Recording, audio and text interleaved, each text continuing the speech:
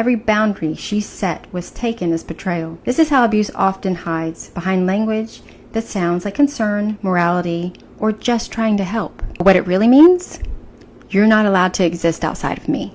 At one point, the couple attended couples therapy, but when the sessions began to expose patterns of control and anger, he quit.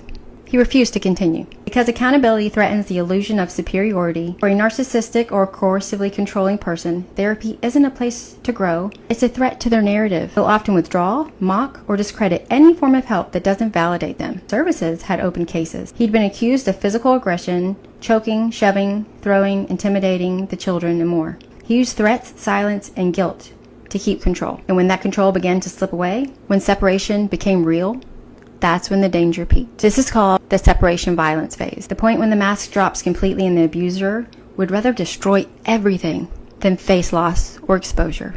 When confronted, Michael never used I. He'd say, "We both made mistakes. We both have things we need to work on." Even in his unaliving note, he claimed he couldn't take being manipulated, still framing himself as the victim. That alone is a huge red flag.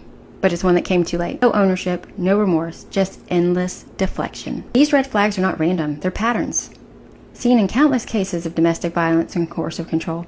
If someone's image matters more than your peace, if love feels like walking on eggshells, if you're silenced, blamed, or afraid, please do something. Please find someone safe.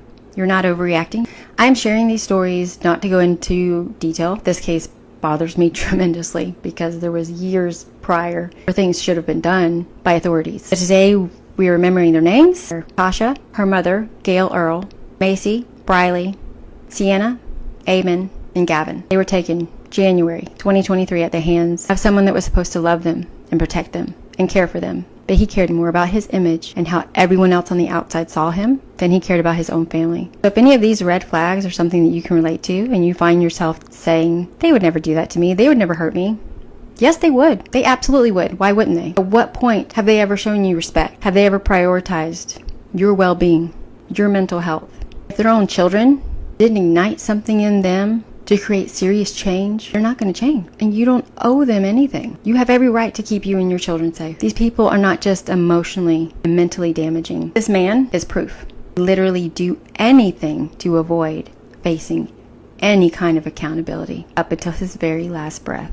They are dangerous. And that is why narcissistic abuse and coercive control have to be taken more seriously. If this resonates, or if you know someone that needs to see this, please share. Let's keep their faces out there. Let's keep their stories out there so that people know. There's far too many cases like this. Hopefully we can learn from them and prevent something like this from happening.